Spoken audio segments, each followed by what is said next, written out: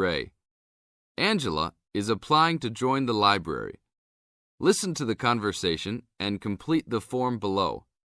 First, you have some time to look at questions 1 to 5.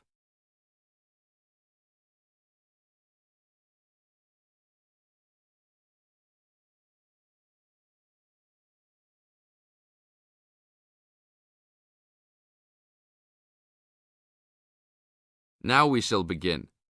You should answer the questions as you listen, because you will never hear the recording a second time. Hello, how can I join the library? Well, you need to make an application. Would you like to do it now? Yes, if I can. One moment and I'll get the form.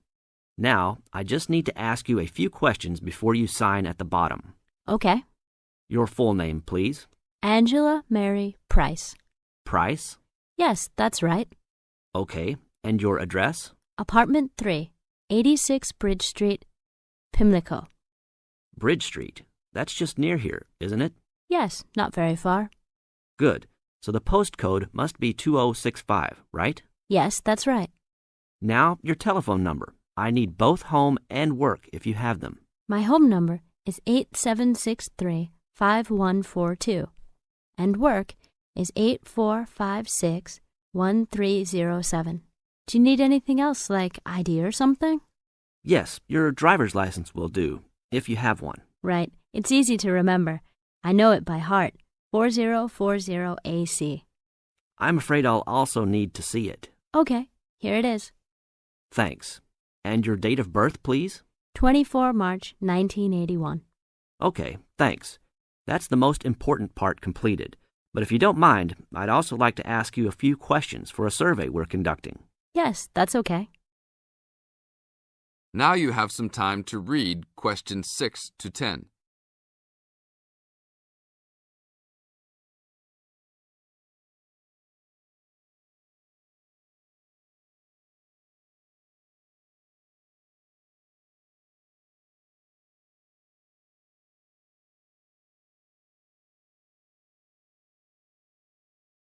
As the conversation continues, answer questions 6 to 10. What kind of books do you like to read? Here's a list to look at. Oh, it varies from time to time, but I always like to relax and learn about other countries I might visit one day. I don't like anything too heavy or serious, unless it's about animals or the environment. I'm not really into sport very much. Anything else? Well, I do like entertaining at home. You know, dinner parties. So I suppose you'll have something for me in that line. The pictures in those books always make me hungry, although they never seem to turn out exactly as they look in the books. Fine. I think that's all I need now, except I need you to sign here on the application form. Oh, and I almost forgot. The membership fee is $20, which is refundable if you no longer stay a member. There you are. Do I sign at the bottom here? Yes, that's right. You can borrow books now if you wish, although your membership card won't be ready until next week. So if you want to borrow today, you can pick up your card when you return your first books. That's if you want to take some now. I think I will, but I'll have a look around first. Okay, take your time. That is the end of part 1. You now have half a minute to check your answers.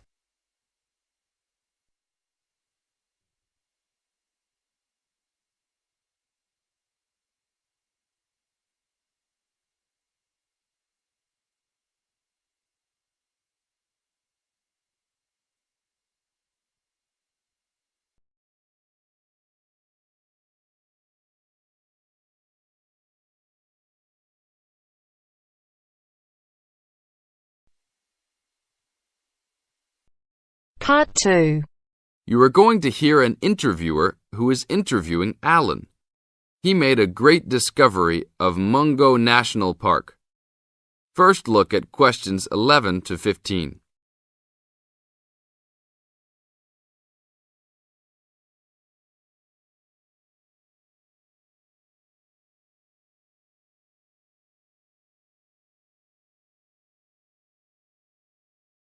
As you listen to the first part of the interview, answer questions 11 to 15. An event occurred in 1996 over a period of 3 days that attracted considerable attention at the time and led to a new find in Mungo National Park, which is the focal point of the Willandra Lakes World Heritage Area in New South Wales, Australia. I talked to Alan Moore, the organizer of this trip, about his experience. Alan, what was the purpose of your trip? Well, as you know, I love the outback and lead tours of people wanting to go into more remote parts of the country. However, I thought it was time for me too to have a holiday. So I packed up my family and we went to Mungo National Park. Why did you choose this location? It holds a record of Aboriginal life stretching back over 40,000 years. And of course, I wanted my young kids to be amazed by the main feature of the park, the remarkable Walls of China, as they're called, where wind and water erosion have exposed this long history. I see. What was the weather like? It was unusual for that time of year. The rain was just one continual downpour after another. We were always soaked to the skin.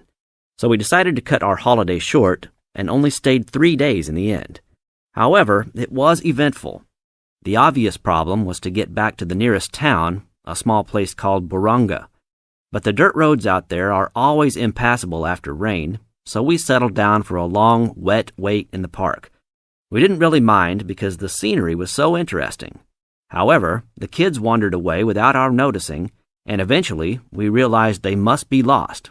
So we used our two-way radio to contact the park rangers and the police, and a helicopter was sent. Luckily, the kids were found within a few hours, but they'd made an important discovery. Now look at questions 16 to 20.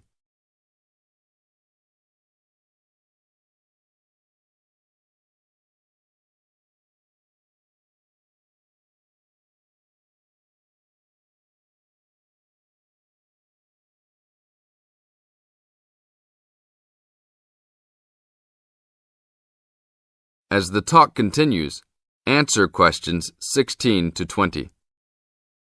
So, the trip was also eventful for another reason, wasn't it? Yes. They led us to some ancient Aboriginal art. The kids had taken shelter in a very small, low cave that was difficult to see from the outside. We were lucky to have another family camping in our location. When they heard us calling the kids, they immediately helped us search for them, and as the hours went by, they also provided us with much-needed support and encouragement. We really appreciated their help, and as we were already soaked through after looking for the kids for a couple of hours, they even made sure we had enough dry clothes to wear. The park ranger managed to get through to us to lead the search, and when the helicopter pilot notified us by two-way radio that he'd seen the children but was unable to land nearby, we were able to eventually find them very excited about what was in their little cave. And what did you think of their cave? Well, after squeezing in, I must say I was impressed, and managed to take a few photos of it before we left. There were many faint markings and dots on the wall.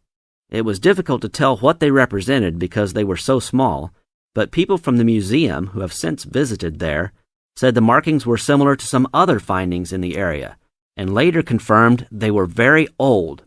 Although it's now a protected site, the children like to call it their cave, and are allowed to visit it when a ranger can go with them. Thank you, Alan. If you go to Mungo National Park, you can see the entrance to the cave and some of Alan's photos at the ranger's station. Alan continues to lead tour groups in the outback, and if you want further information... That is the end of part 2. You now have half a minute to check your answers. You now have half a minute to check your answers.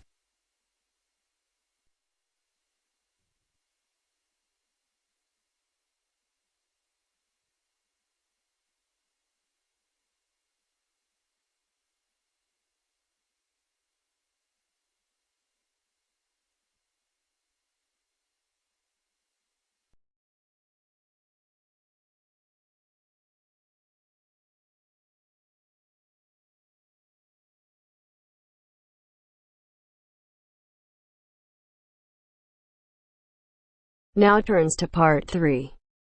Part 3. You'll hear 2 university students discussing a social science lecture they attended. First, you have some time to look at questions 21 to 24.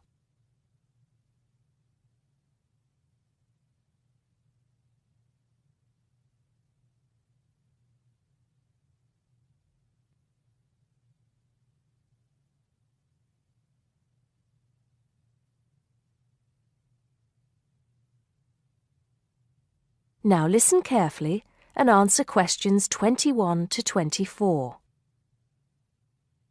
Did you go to the first social science lecture yesterday? Yeah. Didn't you see me there? No. I was trying so hard to understand the lecturer. What didn't you understand? A lot of it, really. For example, he said we needed to study history as part of the course, but I didn't get why. You probably missed it. He said early on that we need to learn from our past mistakes. Right. But he also said we need to put ourselves in the place of our ancestors. Why is that? I think the point is that it's not enough to know how they lived and what they did. We need to know what they thought. I see. And I've written transferable skills in my notes next, but I have no idea what that means. If you study social science, you learn skills that you can use in a job. Oh, right. Is that all? Okay, but why is that? The point he made was that in studying social science, you use a flexible and adaptable approach to learning. Before you hear the rest of the conversation, you have some time to look at questions 25 to 30.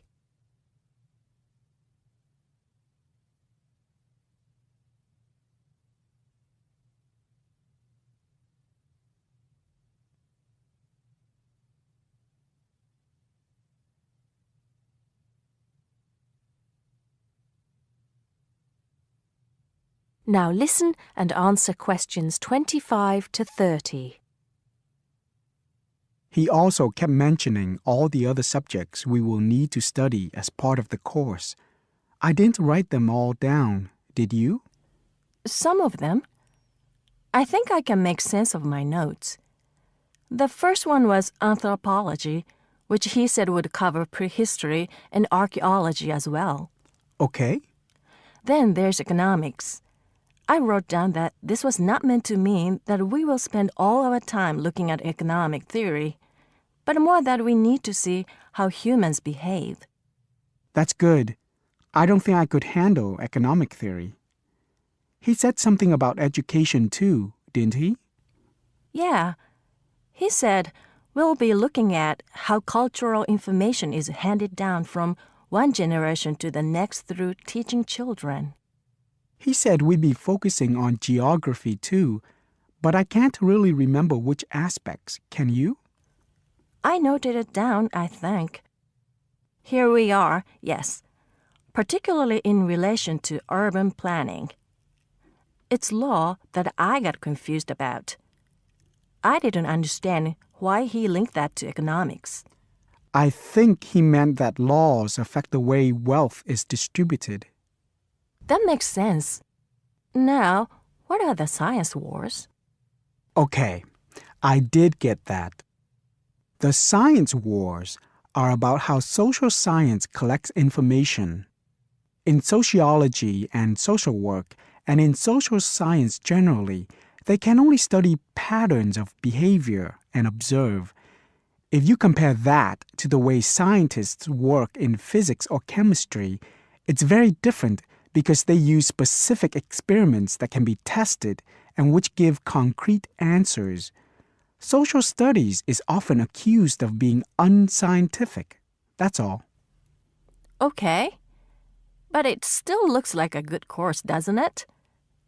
You don't have any regrets, do you? None at all. I'm looking forward to it.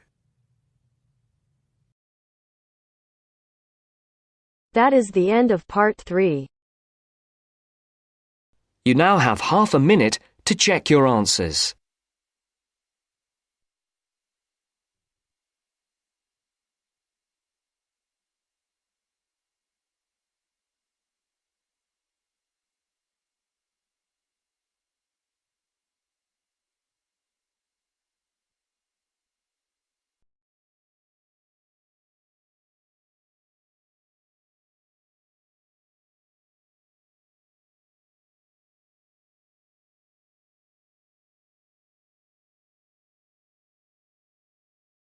You are going to hear the first part of a lecture on American culture and American customs.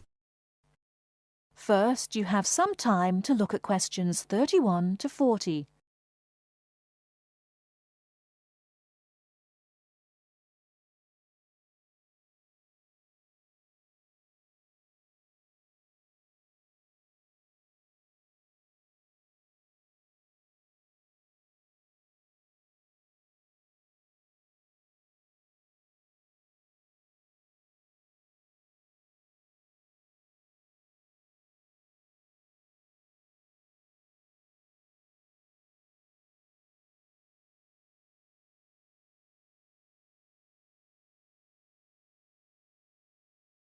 Now listen carefully and answer questions 31 to 40.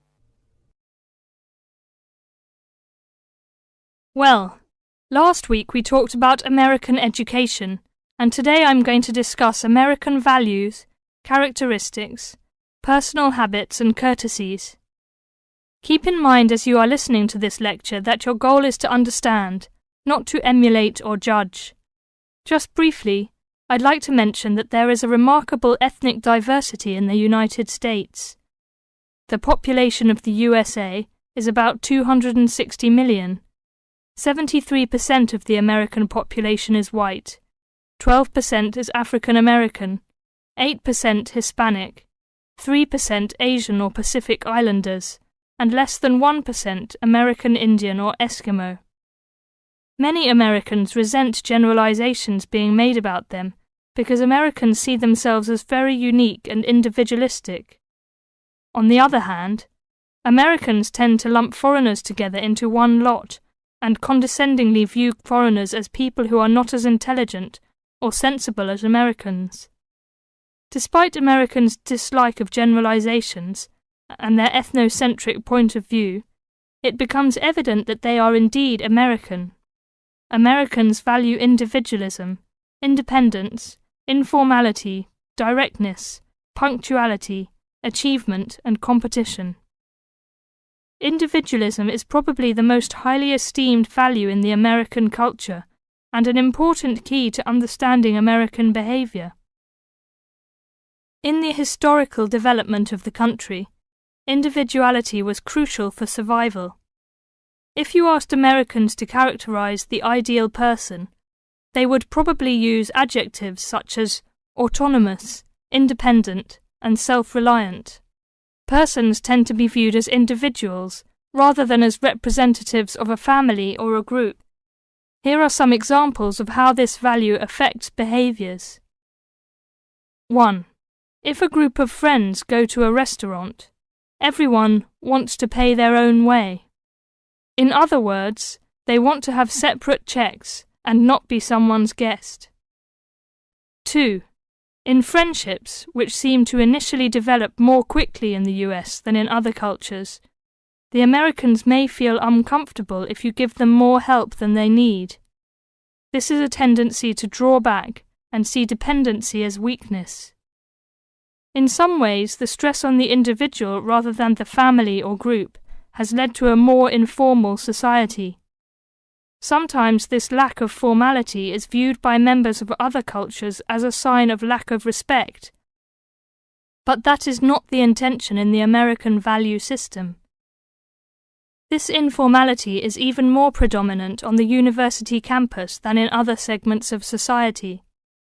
Some ways in which you might see this value expressed in behaviors are: 1.